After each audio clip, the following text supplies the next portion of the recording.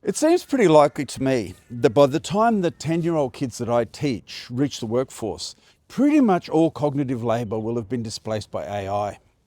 So will it be, or is it even now, a situation where health and physical education in schools is more important than literacy and numeracy? I'm at a 2-day conference of HPE educators and researchers, and I'm going to take the information that I find here and information I find elsewhere, put it into a research brief, plug that into AI, and a video about that should come out of that welcome sign about now. Hey everyone, and welcome to This Explainer. We've got a seriously fascinating topic today, and we're going to be looking at this massive shift in human purpose as AI really begins to automate our cognitive labor. Think about it. For decades, our formal education systems have prioritized technical skills, things like complex math, writing synthesis, technical communication. That's what you needed to succeed in the knowledge economy. But as AI steps in to seamlessly handle those very tasks, the whole foundation of human development is shifting. Health and physical education, which has honestly been viewed for a long time as just kind of a peripheral wellness discipline, is suddenly stepping right into the spotlight as an absolutely core component of human resilience. And the research here really forces us to pause and ask, what happens to humanity when machines do all the hard thinking? The sources we're looking at frame this as an AI-induced purpose crisis. I mean, if writing an essay or solving a really complex equation is no longer a unique marker of your individual capability, where do we get our sense of achievement from? When the cognitive struggles that used to define our professional and academic worth are just automated away, the text suggests we might actually face a cultural state of profound identity loss. Well, without that necessary struggle, the framework points out that we fall into a trap known as hedonic adaptation. This is basically a state where constant convenience and passive consumption just lead to boredom, existential drift, and a total loss of purpose. We are constantly surrounded by labor-saving automation and these modern media algorithms that are completely designed to exploit our dopamine loops through infinite scrolls, right? It pushes us right towards screen addiction.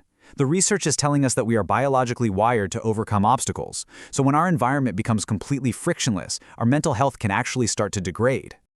Okay, let's move into our next section, the lifting iron analogy and historical precedent. Think about it like this. Back in the pre-industrialization era, just surviving naturally required heavy lifting and constant movement.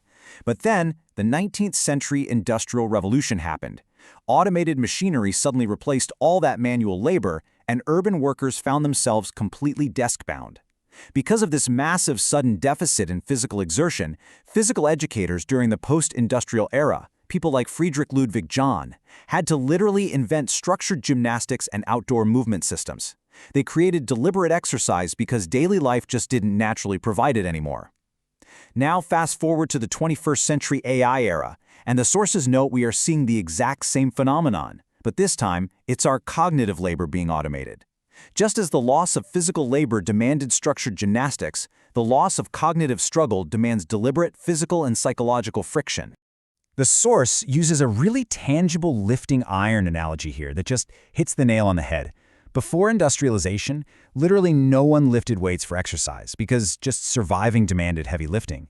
When those survival tasks vanished, society actually had to create gymnasiums just to replicate the physical exertion our bodies still craved. Today, the text suggests health and physical education is expanding that exact same concept, but applying it to human struggle itself. As our intellectual lives become completely friction-free, physical education is transitioning from a side hobby into the core curriculum of human development. Which brings us to our next section, the biology of struggle. The formal academic term for this is hormesis, or anti-fragile neurobiology. Basically, it's the biological concept that systems and organisms fundamentally require moderate acute stressors to build strength, adaptive capacity, and resilience. Without stress, we don't just stay the same, we actually weaken. So, when the daily cognitive struggle we used to face at work or school gets completely bypassed by AI, physical movement has to step in to serve as our primary controlled stressor. It essentially becomes the vital stimulus that keeps our neurological systems robust. And here is the actual biological mechanism in action. Deliberate physical exertion literally triggers the release of brain-derived neurotrophic factor, or BDNF. You can basically think of BDNF as fertilizer for your brain. It repairs cellular structures, promotes the growth of brand new neurons, and reinforces your emotional resilience. When you sweat and push your physical limits, you are fundamentally repairing your brain and building this amazing neurological shield against the disorientation of our modern, highly automated world. So, this next part really highlights the stark difference between just merely existing and truly thriving. On one side, we have that hedonic adaptation we talked about, the passive consumption, the constant convenience, which inevitably leads to boredom. But on the other side is eudaimonic well-being. According to self-determination theory, true human flourishing requires competence, autonomy, and effortful engagement. And physical education provides these direct, completely unatomable feedback loops. I mean, you can't exactly use an AI to do a push-up for you, right? The physical effort yields measurable competence, which the research argues is absolutely essential for our psychological survival. This all ties perfectly into the framework of embodied cognition. It's the understanding that your mind and your body are not two separate things. They are a deeply integrated system. Higher order thinking, emotional stability, self-awareness, these are all completely grounded in your bodily state and how you physically interact with your environment. Physical movement directly regulates key neurotransmitters like dopamine, serotonin, and norepinephrine. Those are the exact same systems that a sedentary, screen-based lifestyle tends to degrade.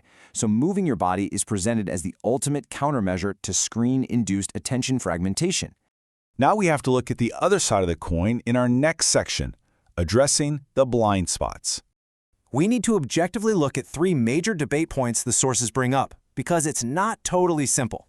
First is the literacy fallacy. Critics make a very valid point that if we completely abandon foundational math and text-based literacy just to focus on physical education, we create a massive vulnerability. Citizens are still going to need quantitative literacy to audit AI outputs and resist algorithmic manipulation. Second is socioeconomic stratification. Elevating physical education kind of assumes everyone has equal access to time, environments, and physical capacity. We absolutely must acknowledge the risk of marginalizing folks with chronic limitations or those in lower socioeconomic settings who might not have access to safe movement spaces. And finally, there's the tech optimization trap. Trying to teach physical literacy through screen-based gamified delivery actually risks reinforcing the exact technology dependence that caused the sedentary decline in the first place. So, these are very real complex structural challenges society has to navigate as we make this transition. All right, let's pivot to some practical application in our final section, mastering safe hard things. This brings us to a really fascinating concept coined by Foster Father, safe hard things. These are defined as structured, voluntary physical and mental challenges that maintain our neurobiology, our identity, and our psychological coherence in a world completely devoid of necessary physical struggle. Essentially, when the world no longer forces us to struggle to survive or even to think, introducing safe, hard challenges helps maintain our humanity. The concept argues this isn't just a good idea, it is a biological necessity. So how do we actually apply this? To counteract the psychological disorientation of the AI era, the texts break this down into 3 actionable steps for practical wellness. Step 1. Prioritize voluntary friction. Step 2. Ground identity in somatic mastery. And step 3, establish screen-free anchors. Let's break down exactly how the material suggests implementing each of these into your life. Step 1 is to prioritize voluntary friction. This is all about building your daily routines around intentional, non-automated challenges. This could be heavy physical movement, like lifting weights or intense cardio. It could be practicing cold exposure. Or it could be dedicating time to complex, non-automated skill acquisition, like learning a martial art or a physical craft. By intentionally injecting this friction into your day, you are actively maintaining your neurobiological health and building adaptive resilience. You're giving your system the stress it absolutely needs to stay strong. Step 2 is to ground identity in somatic mastery. Look, in a world where an AI can perfectly synthesize a complex report in 3 seconds, the framework suggests we really need to shift our personal metrics of success away from purely cognitive or digital outputs. The focus has to move to internal markers of health, precise bodily control, and real-world environmental connection. Celebrating what your physical body can actually learn to do through somatic mastery gives you a foundation for identity that no algorithm can ever replicate. The final step is to establish screen-free movement anchors. This involves designing strict, non-negotiable daily periods in your schedule dedicated entirely to physical exertion and real-world interaction, totally and completely disconnected from digital devices. The whole goal here is to carve out time to exist outside the algorithm. Escaping those endless dopamine loops of modern media is absolutely critical, and making these tech-free movement anchors a regular routine is framed as the ultimate way to reclaim your attention and your psychological grounding. As we wrap up this explainer and look deeper into this rapidly automating landscape, the underlying message is incredibly clear. Our technology might be changing at lightning speed, but our biology has not changed at all. We are fundamentally creatures built for effort. So I want to leave you with this powerful question to reflect on today. In an increasingly frictionless world, what will be your safe hard thing? Go out there, find that deliberate struggle, embrace the physical friction, and take control of your own biological resilience. Thanks so much for joining me for this explainer, and I really hope this sparks your curiosity to explore your own somatic potential. Catch you next time. Now, I should explain a bit about what I do with Gemini Notebook and what Gemini Notebook is. I ask the questions while I'm out in the wild, while I'm traveling. The questions come to me usually when I'm traveling and I'm out filming something else. And I go back, when I arrive back to Australia or to home, I will then research the background to that question or potential answers to that question. And then I plug that into Gemini Notebook, what used to be called Notebook LM, and set it so that it only addresses the research brief. It doesn't go to the internet in general. So if there's any mistakes, it's due to my work in the research brief, not because Gemini Notebook has pulled random stuff off the internet.